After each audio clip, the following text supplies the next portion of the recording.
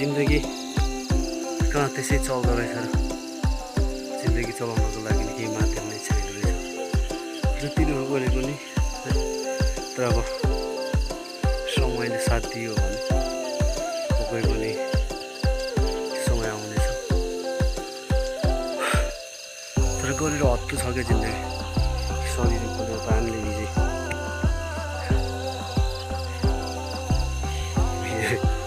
पसिनाले यसरी भिज्छ क्या यसरी दुखाउनु भने चाहिँ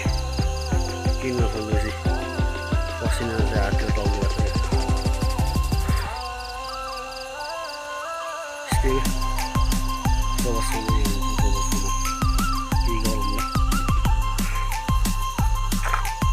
सबै मेरो